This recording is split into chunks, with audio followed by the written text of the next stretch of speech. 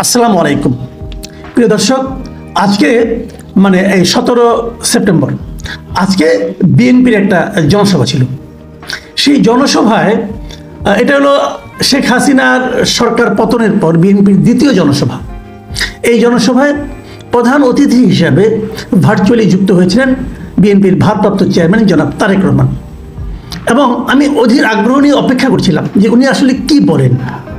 কারণ মাত্র কদিন আগে কিন্তু মির্জা ফখরুল ইসলাম আলমগীর বলেছিলেন যে যত দ্রুত সম্ভব তত্ত্বাবধায়ক সরকারের উচিত হবে নির্বাচনের ব্যবস্থা করা। তো এই জন্যই আমি অপেক্ষা করছিলাম যে তারেক রহমান সাহেবের বক্তব্যটা কি হয়, উনি কি নির্বাচন দ্রুততার সঙ্গে চান নাকি উনি কী চান। তো উনি যে বক্তব্যটা দিয়েছেন, সত্যি কথা বলতে কি আমি আগে প্রথমেই বলে নিই আমার রিয়াকশনটা। এই বক্তব্যটা শুনে আমি খুবই হ্যাপি হয়েছি এই কারণে আমার কাছে মনে হয়েছে যে মানে খুবই সেন্সিবল একটা বক্তব্য উনি দিয়েছেন, খুবই ম্যাচিউরড একটা বক্তব্য উনি দিয়েছেন। বাংলাদেশের প্রচলিত যে রাজনৈতিক দলগুলো আছে, বড় দলগুলো যেগুলো ভোটের রাজনীতি করে, তাদের মধ্যে এতটা ম্যাচুরিটি কোনো দলের প্রধানের মধ্যে আমি এর আগে খুব দেখেছি বলে মনে পড়ে না। তো কেন মনে হলো আমাকে এই কথাটা? দেখেন, উনি কিন্তু এই সরকারের উপর চাপ দিতে পারতেন। একটা কথা মাথায় রাখতে হবে, বিএনপি একটা বড় দল, বিএনপির চাপ মানে অনেক বড় চাপ।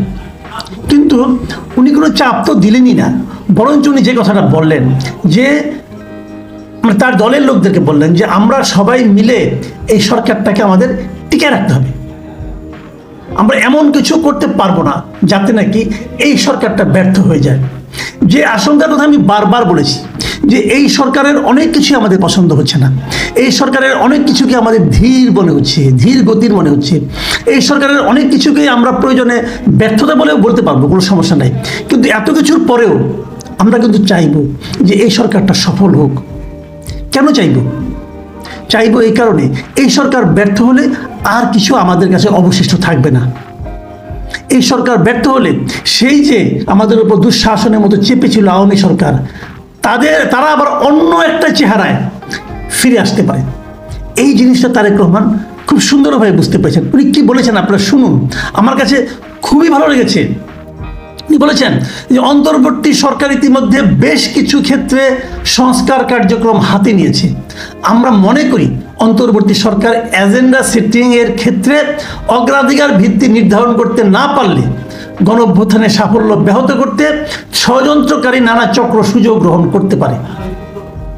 যে আশঙ্কাটার কথা বলছি আমি একটু আগে, এবং তারপরে উনি এটাও বলেছেন এর মধ্যে কিছু কিছু আলামত আমরা এর মধ্যে দেখতে পাচ্ছি, দেখা কিন্তু যাচ্ছে, অনেক আলামত কিন্তু আমরা দেখতে পাচ্ছি।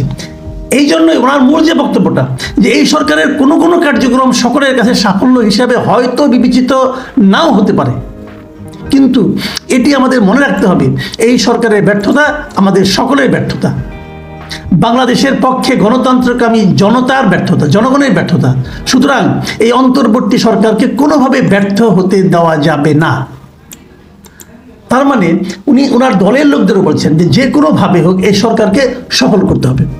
যে কাজগুলো সরকার করার চেষ্টা করছে সেই কাজগুলো করার ক্ষেত্রে বিএনপিকে এবং সারা দেশের মানুষকে উনি এগিয়ে আসতে বলেছেন, হেল্পিং অ্যাটিটিউড নিয়ে অগ্রসর হতে বলেছেন। এই যে চাওয়াটা, এই যে বলাটা, আমি মনে করি এই সময়ে যারা গত 15 বছর 16 বছর ধরে আওয়ামী শাসনের কাছে নানাভাবে নির্যাতিত হয়েছে তার জন্য এটাই সর্বোত্তম কাজ, এবং সেই কাজটাই কিন্তু জনাব তারেক রহমান করছেন। আমি বললাম তো, আমি খুবই হ্যাপি। আমার কাছে মনে হয়েছে যে আমরা কিন্তু কি চাই আসলে, আমরা এমন কিছু কখনোই চাই না যে কাজটা হলে এই সরকারের ব্যর্থ হয়েছে। এই সরকারের ব্যর্থতা অনেক কিছু আছে, আমি নিজেও বলি অনেক কিছু ক্ষেত্রে তারা পারছে না, কিন্তু তাদেরকে দিয়েই পারাতে হবে, তাদেরকেই পথ দেখাতে হবে, তাদেরকে হেল্প করতে হবে। সেই হেল্পটা আপনি সমালোচনা করেও করতে পারেন, গঠনমূলক সমালোচনা করুন।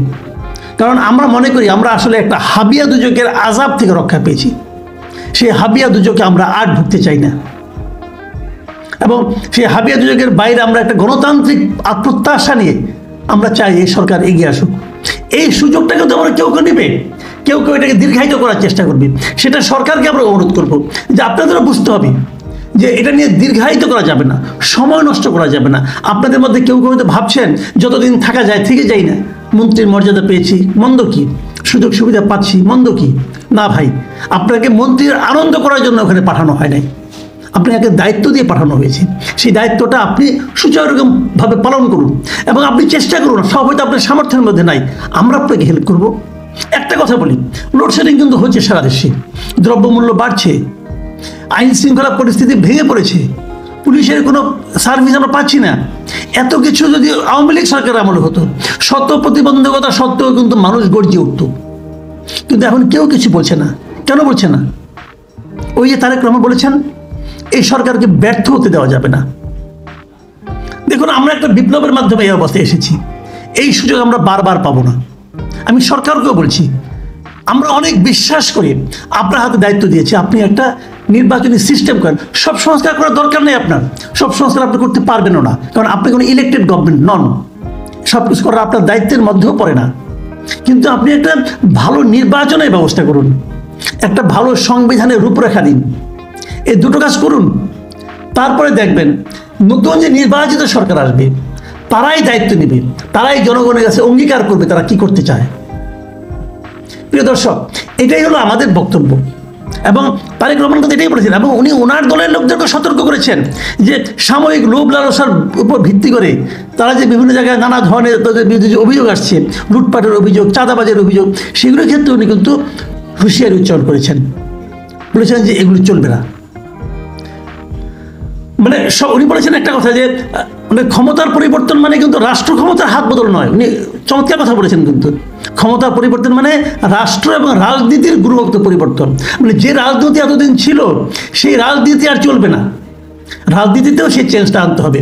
এবং বলছেন যে প্রতিটা রাজনৈতিক নেতাকর্মী মনে রাখা প্রয়োজন, রাজনৈতিক গুণগত পরিবর্তনের জন্য রাজনৈতিক দলের নেতাকর্মীদের আচার আচরণেও গুণগত পরিবর্তন জরুরি।